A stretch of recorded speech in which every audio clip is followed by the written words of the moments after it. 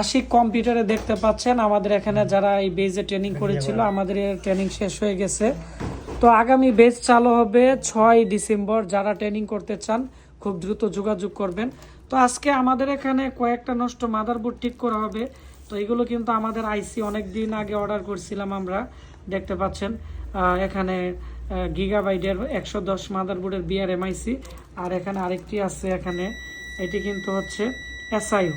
তো এই ধরনের আইসিগুলো কিন্তু অ্যাভেলেবেল আমাদের কাছ থেকেও আপনারা নিতে পারবেন, এবং আপনারা চাইলে কিন্তু এই আইসিগুলো আপনারা আমাদের ওয়েবসাইট থেকে অর্ডার করতে পারেন।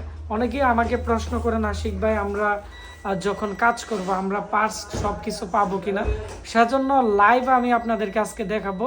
আর আমাদের এখানে যারা ট্রেনিং করছে তারা কিন্তু আমার পিছনে আছে, দেখতে পাচ্ছেন, এবং তারা কিন্তু এখন আইসি উঠানি লাগানোর কাজ প্র্যাকটিস করতেছে, এবং কিছু কিছু আনকমন মাদারবোর্ড আছে এগুলোও তারা বিভিন্ন সেকশন টেস্টিং করতেছে। আর আমাদের এখানে ট্রেনিং করতে চাইলে আমাদের কোর্সই 16,500, থাকা খাওয়া 6,500 যাবে। তবে যারা নতুন স্টুডেন্ট তারা অনেক সময় 1 মাসে শিখতে পারে না, যদি না পারে তাদেরকে আরও 1-2 মাস সুবিধা দেওয়া হয়। আর আমাদের এখানে মাইক্রোস্কোপ, DSO মেশিন, সব ধরনের অত্যাধুনিক ইকুইপমেন্ট কিন্তু আমাদের এই আশিক কম্পিউটার আছে, এবং যার যার মতো করে তারা প্র্যাকটিস করতে পারবে। এবং আমাদের বিল্ডিংয়ের 3 তলার নিচতলাতে আমরা একটা ইউনিট স্টুডেন্টদেরকে দিয়ে দিছি। আমাদের থিওরিক্যাল ক্লাসের জন্য একটা ইউনিট আলাদা আছে, প্র্যাকটিক্যাল কাজের জন্য এই ল্যাবটি আমাদের কিন্তু বর্তমানে বরাদ্দ করা আছে, এবং একসাথে 8-10 জন কাজ করতে পারে। এবং আমাদের এই বেজে বিভিন্ন জেলা থেকে স্টুডেন্ট চলে আসবে। যারা আসতে চান, ট্রেনিং করতে চান, www.ashikcomputer.com-এ আপনারা রেজিস্ট্রেশন করে ফেলেন।